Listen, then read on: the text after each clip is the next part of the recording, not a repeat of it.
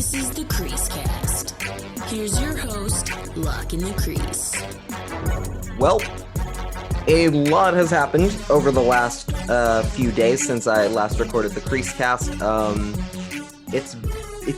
A lot's changed. It's been a weird few days, or I guess it's almost been a week, I guess, at this point.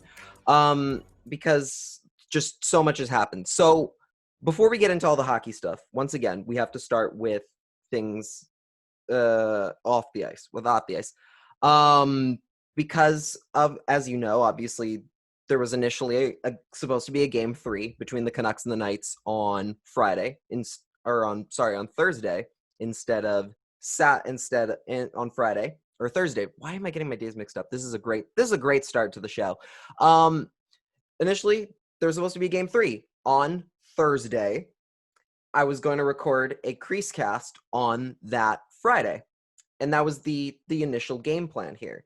It is, of course, now Monday, the last day of August. It is starting to get cold outside. I finally don't have to have a fan on in my apartment at all times because it because it was nice and rainy today, and it was a nice temperature. But more importantly, the NHL stepped up, and by that I mean the players. The players stepped up. In the last episode, I started with a long talk about how the NHL not doing anything in regards to the Jacob Blake shooting. Please tell me I got that name right. I forgot to write it down. Yes, Jacob Blake shooting. The NHL did not stop their games that day after the NBA, the WNBA, and the MLB had numerous postponements. The two basketball leagues stopped everything for 2 days, and MLB had numerous stoppages. Not the whole league, but a bunch of teams decided not to play. The NHL did nothing that day, and I called them out for it. And I said, in the Canucks case, the Canucks still had the opportunity to be the bigger people here and to step up and to do something because their game hadn't come up yet. So they still had time. And sure enough, the morning of Thursday, that game, the entire league, the league's players all stepped up and said, we're not playing. But it came out during the day that one team had voted as a group that they weren't going to play, that they weren't going to strike. They were going to strike and they weren't going to play. That team was the Canucks. And I am, let's start with the obvious here. Number one, before we get into giving the Canucks their pat on the back, number one, none of this happens without the Hockey Diversity Alliance existing and making a stand and saying, hey, we feel you need to cancel games and stop and bring this to a halt. It doesn't happen without them, without anyone from that group existing and continuing to push for more diversity in hockey and for understanding the world around and how that matters in this grand scheme of things. And in hockey, without them, none of this happens. None of the players. Hockey just continues on business as usual. Because they exist, and because one of their members, Ryan Reeves, is on the Knights. He woke up to a text from Kevin Shattenkirk on the Lightning, and then the Canucks said they wanted to meet with him as well to discuss this. And it just snowballed from there. And the Canucks were a big part of that. And it's exciting to hear. It means so much to me to hear the Canucks step up in that way. The team, the players did this. This was a group of Canucks stepping up and showing that, hey, as important as the playoffs are, there are bigger things at hand. There are far bigger things at hand. Specifically, the group, I believe, was Bo Horvat who messaged Ryan Reeves in the morning, and then he met with, and then Reeves met with Horvat as well as, I believe it was Tanner Pearson, Brendan Sutter, Jacob Markstrom, Tyler Toffoli, I believe, was in there as well, which is cool. From a purely, it's good to see that he is considered already an important part of the locker room. If I've got that correct, I do want to go and double check that. There was a list hidden somewhere that I need to go find. It was, but the Canucks stepped up and they took a stand for something bigger than hockey. And the rest of the league did too. But I really, obviously, for me, I wanted to see the Canucks do this. I wanted to see the Canucks be the team that made the difference, that made a decision that went beyond hockey. I wanted to see this young group that I care about, that I love covering and I love watching every night.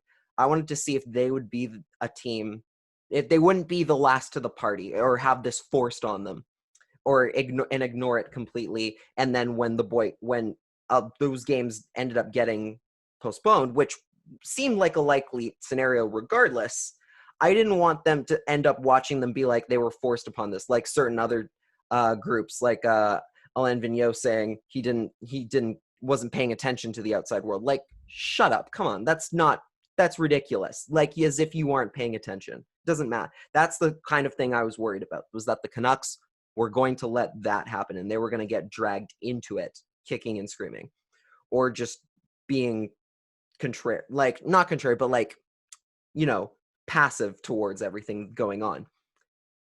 But they didn't. They made a difference. The Canucks made a difference for a predominantly white team, stepped up, and for a cause that goes far beyond them, that does not impact them on a daily basis. They stepped up for people outside of their who with experiences that they've never had, and that speaks volumes to me about this group and the character in this locker room, that they did that, and that they felt how they understood how important it was to make that sort of impact and to make sure this happened. Like, this matters to me. I think this matters to a lot of Canucks fans, that we have a group that literally understands that Black Lives Matter. I think that is important, and that is huge in the grand scheme of things, because now you can look at this team and say, this is a good group. This is a good group of people. I think sometimes in sports, we lose sight of the fact that sometimes the people we cheer for are shitty, and sometimes the people we hate are great off the ice. And at the end of the day, that's kind of what matters more, because that's who that person is on and off the ice. Like Ryan Reeves, for example, hate him on the ice, he's the worst, but off the ice, he's a noble person that steps up for what he believes in. This is what we wanted to see from this Canucks team. This is what I wanted to see. I wanted to see them show that they could be bigger than themselves, that they could do something that goes far beyond them and understand what's going on in the world matters more than hockey, and they did. And they don't deserve all the credit for changing everything, but they do deserve credit for being a crucial part of why games got postponed and not being the team that got dragged, a team that got dragged into it. They apparently swung some people in the right way, which is important. If one team, it really takes that one team, and it takes those people to step up and say, we're not going to play, because then all of a sudden that snowballs into everyone else saying, well, if they're not going to, we're not going to either. We feel comfortable not doing it either. The Canucks stepped up, and they don't deserve all the credit at all. They should not be even the first people getting credit here, but they do deserve. I am very proud of them. I'm very proud, as a guy who's called the Canucks for all these years. I am so proud of them and this group for stepping up and being good people and being good human beings, because that's all that matters at the end of the day. It did not help them on the ice. The break that they ended up getting out of this did not help them on the ice. And, that's okay. I am happy with the fact that they were great, that they elected to do the right thing for the world, and not just because say they would get a break out of it, or because, because they were dragged into this. And the fact of the matter is, like, I saw a lot of people saying, oh, well, what's this going to, how does this make any difference? How does striking games and postponing games do anything for for the Black Lives Matter movement. And it's like, well, you're talking about it. That's what the difference is. That's where the difference comes in. It's the fact that we are now, instead of talking about the power play or somebody's stats or whatever, or like a storyline heading into a game, we're talking about racial inequality. We, just by striking in people saying, well, how is this help? It's the fact that we are now talking about it. Instead of talking about hockey, we are talking about why these games aren't playing, what everything to do with racial equality, and having those tough conversations, because sometimes you don't deserve sports. We don't deserve sports as a society until we could, in certain cases, if there are bigger problems at hand, like Corona before it, and Black Lives Matter now and continuously over the course of history. This could become more of a regular thing, where you'll see more and more teams saying we're not going to play when this sort of things happen. And hopefully that keeps pushing us forward to the point where it stops being a problem. It's going to take a long time, because systemic racism is notoriously a very quick and easy thing to fix, right? No, it takes years, and sometimes, hell, centuries. It's been live for centuries, and it's still not fixed. But this is the step in the right direction, and I'm proud of the Canucks for doing the right thing, and for understanding that hockey is not the most important thing in the world, no matter what part of the season or the playoffs you're in. Black lives matter more. Black lives matter more than hockey. And with that in mind, we do go to hockey. We do go to the fact that the Canucks had their 2 weekend games pushed into their game 3 pushed to Saturday, and still a game, and then game 4 on Sunday. They did not go well. Game 3 was a bit of a fog. It was a 3-0 shutout. Robin Lehner getting the shutout once again, second in 3 games. And then in game 4, a heartbreaking taking a 3-2 lead into the third period, and just blowing it in the final score, letting in 3 unanswered for the game to just the game got away from them. It sucks. It's the fact of the matter is the Knights are the better team. We all knew that going in.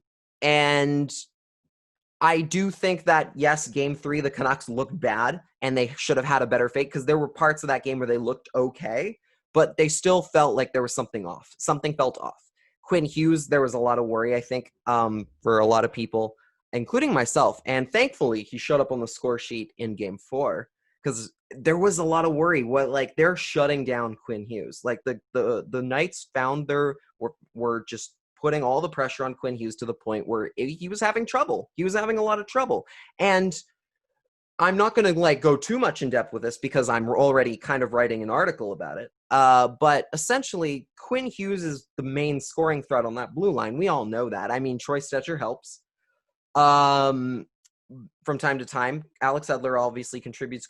They all contribute from time to time. But Quinn Hughes is the one real driver of offense that comes from the defensive side of from the Canucks defense.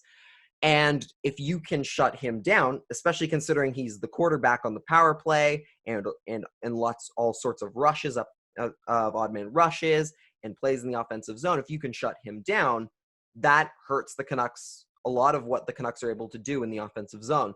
And I'm writing an article about how I'm not going to give too much away, because I'm writing about why this is how, if say this series ends up, if tomorrow, game 5, or this morning when you're listening to this, is the last game the Canucks play this season, why out of all the teams the Canucks can lose to, this is one of the better teams. I'm trying not to already be admitting defeat here, but I'm working on this idea of, if there are certain teams that I would say the Canucks, if they lost to, could be really bad long-term, could affect them really badly long-term. There are certain teams that happens, that can happen to. I think Calgary was one of those teams in 2015. Boston was definitely one of those teams in 2011. And I'm not going to go into any more detail than that, but basically the idea is that teams really react to that sample size, are very reactionary to those small playoff sample sizes, and can sometimes change the way they're building a team just because of one playoff series they defeat. And as far as the Canucks are concerned, going against a team like Vegas that's fast and offensively talented and depth from line to line to line, if this is the team the Canucks are going to lose to, which is possible, which I mean 3-1 down, they're not out of it.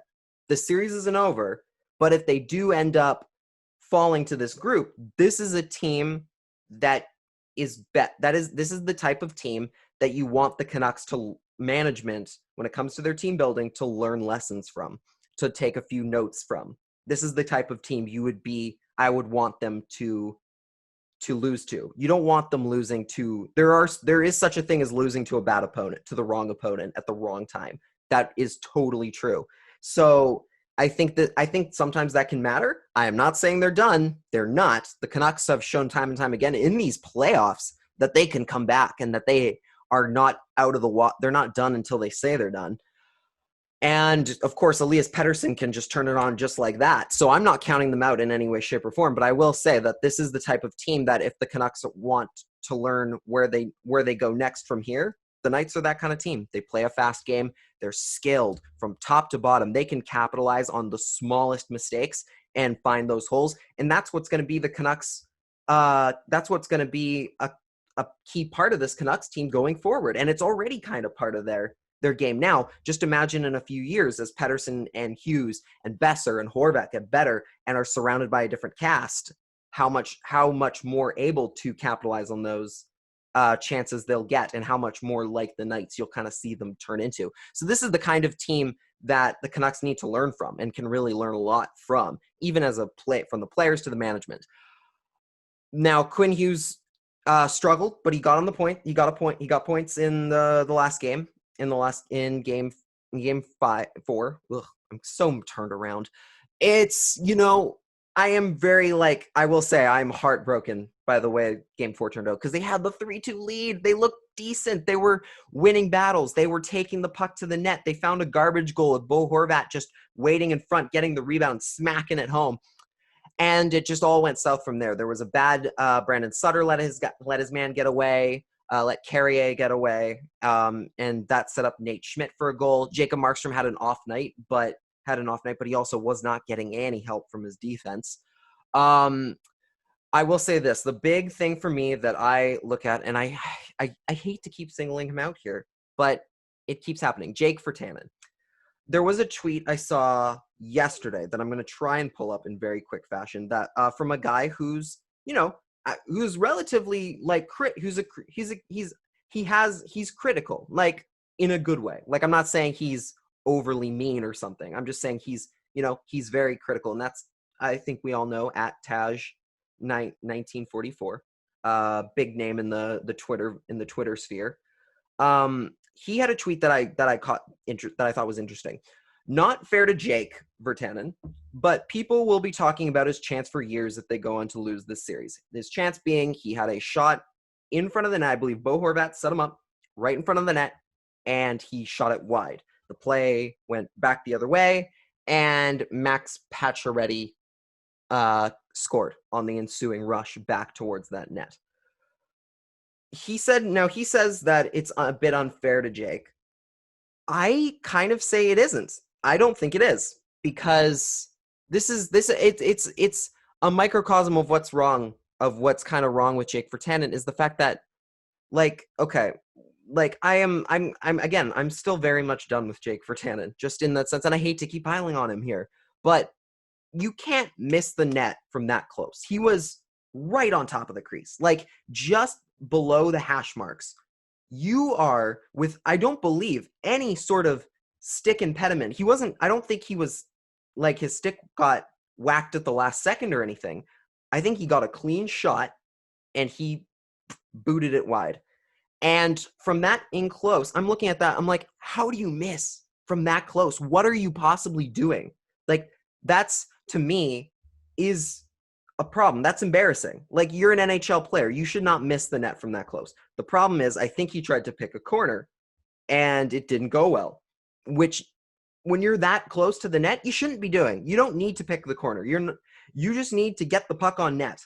And from like, you should not come out of a play from that close without a shot on goal unless you are stick lifted or poke checked. You should come out with a shot on goal. And like, we don't know, like, yeah, it bounced back the other way. But the thing what I think about when I think of that play is if he just gets it on net, I'm not even saying he has to score. Like, more obviously, more shots on net don't go in than do. I'm not saying Jake Virtanen needed to score on that play, but if he just gets the puck on net, even if Fleury stops it, the odds of that play going right back the other way and ending up in the Canucks net go way down. Like, that's like in one case, Fleury covers the puck up, immediately plays dead, and the play doesn't go back, and the play has no ability to just go right back the other way and lead to an odd man rush. Like, if he just gets that puck on net low into the pads and Fleury covers it, big deal. Like, that's better. That's better than, say, shooting and completely missing the net completely. And then even if the rebound pops out, yeah, there is a chance that the play goes back still. But at the very least, I think his defense and the players around are more prepared for that immediate whip around and don't let that happen and end up getting a rebound in front or something else in front and are more prepared for a mistake, which ended up costing them here. I don't think Jake Virtanen is solely to blame for why they lost, but that's a huge error. Like, that's, to me, is embarrassing. Like, you've got to hit the net there. That, like, if he hits the net, the score is still tied. The score is tied at that point, and the score is still tied, and the Canucks still have a shot at winning that game. That was a deflating goal for the Canucks to let in, especially because they had so much pressure in the Vegas end and had one of their best shifts or like stretches of the game of the series, and one missed net from in close ends up going all the way back and leading to the leading goal, to the game-winning goal by Pacioretty.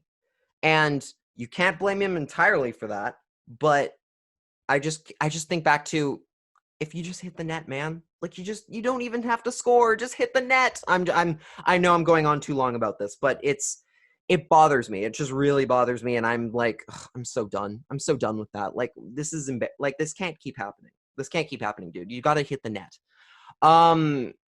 You're not Elias Pettersson. You just got to get it on net. You're a bottom six forward. You just got to get pucks on net and make things happen. For example, like, here's another case, like Brock Besser. He is not scoring. Here's the difference here, is that Brock Besser is not scoring. Is that a problem? Yeah, kind of.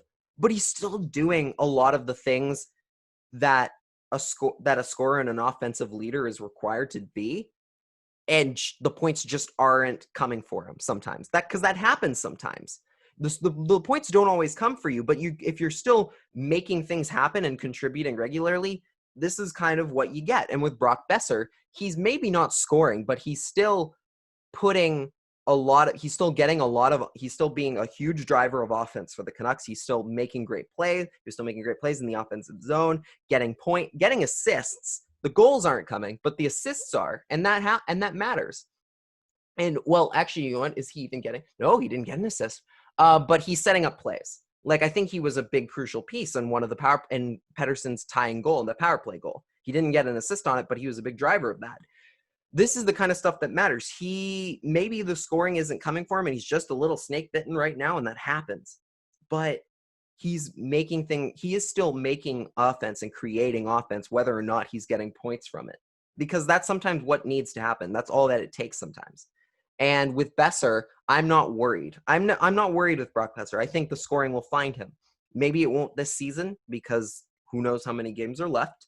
But I'm not worried about his offensive totals. He's still a huge offensive talent. And hopefully, after all the rumors that were swirling right before we got back into the restart regarding his future with the Canucks, hopefully Canucks management understands that too and doesn't stupidly trade him because he just stopped because of a little loss of production points. This is the important thing. If you can drive the offense, it doesn't matter. Sometimes you can make the difference. You can still make a difference. It doesn't matter if you're not getting the points. And Brock Besser's doing that. I think it's deserved. That it's deserved to say he's not scoring, but he's still contributing in a different way. And we can't fault him for that.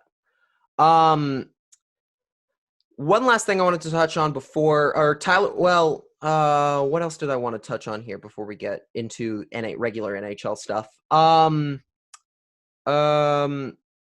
yeah. Jacob Markstrom had a tough night. Again, did not get a lot of help from his defense. He can only do so much. He's playing in the second back-to-back. He was still pretty darn good for a guy coming off another back-to-back situation. Like, oh my God, it's a lot. Like the Knights have the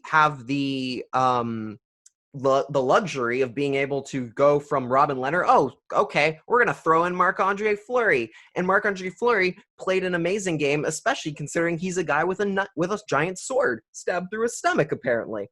That Pete DeBoer just placed in there. He was like, here, hold this. It's, he played really well. The Thatcher Demko is a very good goaltender, but clearly the Canucks don't trust him in this sort of scenario yet. They might someday. They don't yet. And Jacob Markstrom, for a guy coming off a lot of back-to-back and a lot of hockey, is still playing really darn well. He's just like, but you can see the fatigue was there a little bit. You could see there were a couple mistakes. He just didn't get the pads down quick enough. That's fatigue. I don't see anything but it wasn't enough where it's like, oh, he's playing like garbage. Like, no, he's just a guy who's played a lot of hockey. And now is playing another back-to-back, his second back-to-back in under 2 weeks. Like, that's a lot of hockey. He's played a lot of hockey, and he's doing all right. I'm not worried about Jacob Markstrom. I think he's going to be just fine in Game 5. The Canucks are, they're a team that's going to go as far as he can take them. And with Markey, I'm not worried. I think in Game 5, he'll be back. Will he be enough to keep the Canucks alive for Game 5? Who's to say? I think I'm going to say this. If the Chicago Blackhawks can win one game against the Vegas Golden Knights, the Canucks can win 2. I'm going to say at the very least the Canucks extend this to a 6th game. I think they will. I think they can and will. I think they are not going to lie down, and they are absolutely going to force Game 6. They're not coming home. They're not coming home tomorrow. That's what I'm hoping. I'm hoping. This playoff beard is getting itchy, but I think I want to see it keep on going for just a little bit longer. But you know what? If this is the end, there is one thing the Canucks can say, and that is that they lasted longer than the Boston Bruins in the playoffs. I'm recording this obviously on the last day of August. The Bruins were just knocked out by the Tampa Bay Lightning in 5 games, the President's Trophy winning Boston Bruins. And I tweeted about it. And I tweeted a joke of how it must suck to be a Boston Bruins fan right now because you can't place all your unfair blame on Tuukka Rask for choking at the wrong time because he wasn't in net. Like, real quiet all of a sudden. And sure enough, I got a Bruins fan in my replies saying, dude is 1-3 all time in save percentage and goals against. He quit on the team. We can absolutely blame him. What does Tuukka Rask have to do to get some damn respect in Boston? Good Lord. Like, Jesus. He wasn't even in net, and they're still blaming him. Like, this is the thing, is they're blaming him now because he's not here. But if he were here, and the same result happened, it's Tuukka Rask's fault. He choked in the playoffs because Bruins fans don't know good goaltending if it hit him in the face. Like, what does Tuukka Rask have to do? Does he have to get a shutout in 82 straight games for you to say that he's good? Like, I'm sorry. Like, Tuukka Rask left for a very good reason, for a perfectly good reason, and yet after all these years of Bruins fans saying, "Oh, he just chokes away games," and the only reason the Bruins haven't won more cups is because Tuukka Rask is a choker. Here was your opportunity to prove here was the Bruins' opportunity to prove that wrong, and hey, they didn't win. Maybe it's not your goaltender after all. Maybe it's the fact that the team in front of him is just not good enough, and that happens. Like, I don't know what Tuukka Rask has to do. He might be done after this season too. That's also a possibility. I've heard there's rumors that he might retire. And honestly, if this is what he's in for, if he keeps playing, I don't really blame him. Zdeno Chara might also retire. That would be a long career done. And I don't love Zdeno Chara, so I'm not going to be like, oh, it's a tearful goodbye. But he's been a stalwart in this league for a long time. He's a big part of this league. So it both figuratively and literally, it's going to be weird watching the Bruins next season if Zdeno Chara is not on that blue line.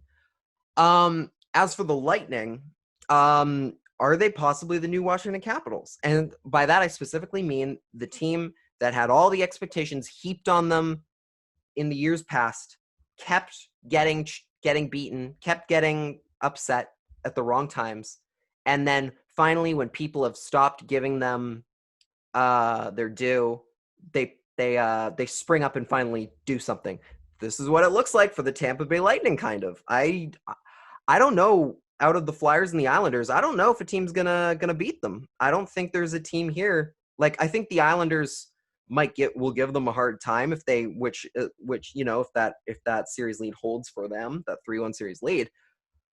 But I don't think you're going to stop the Tampa Bay Lightning right now. They're just so darn good. I saw some people tweeting about, oh my God, how the NHL is going to be so pissed if they end up with like a Dallas New York Islanders final, the most boring final ever.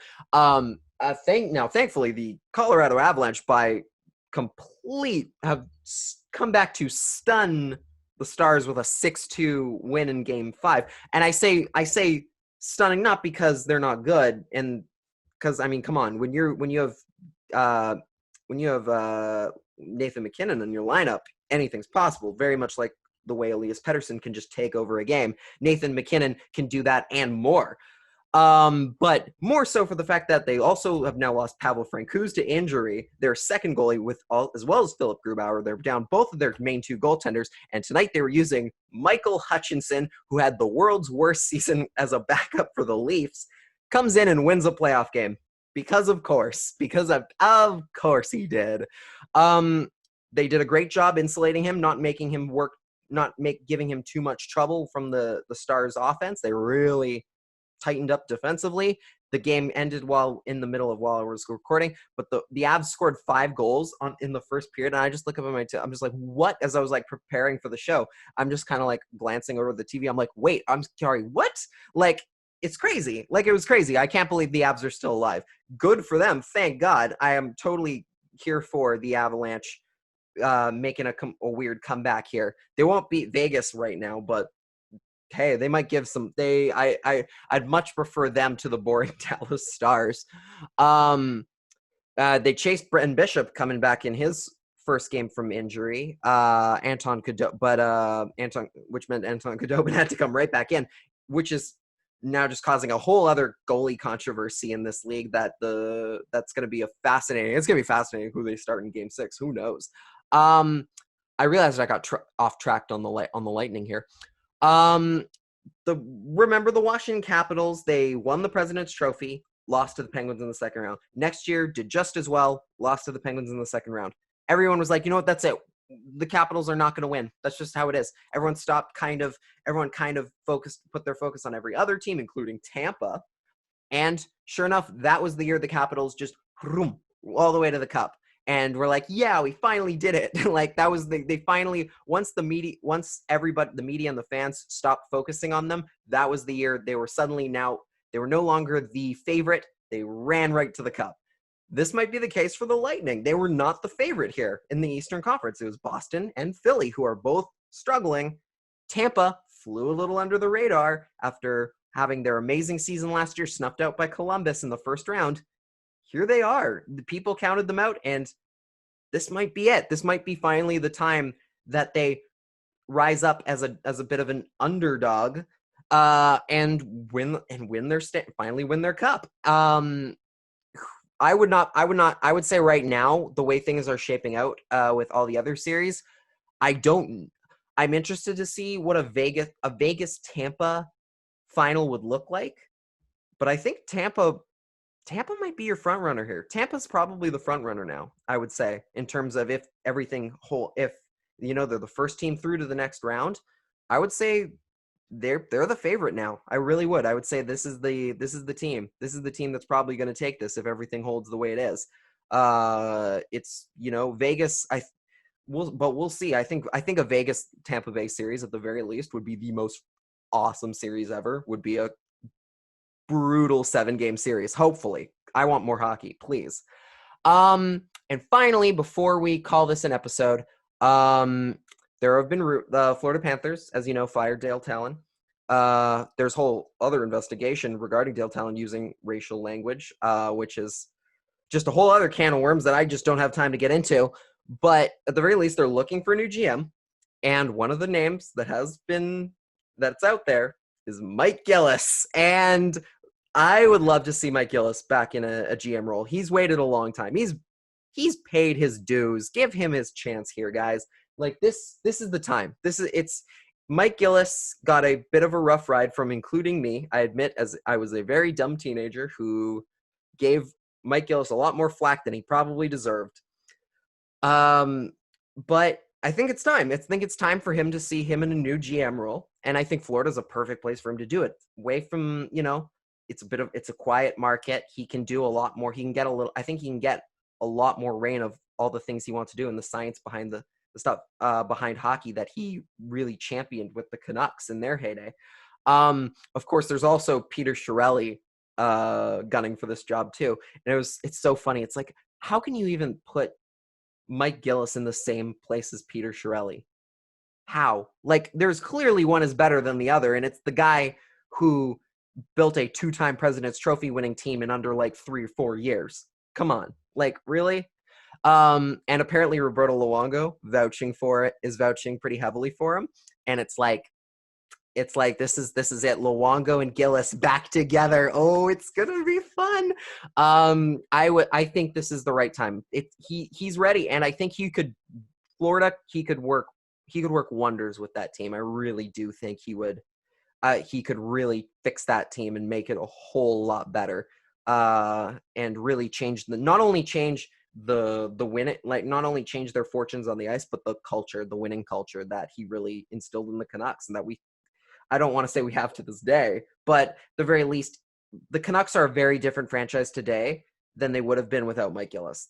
And the way that he, the culture he built around that 2011 team and that era and that Luongo Sedin era, like that we wouldn't be here without him at this point. And with that, I think we're gonna call this an episode. Hey.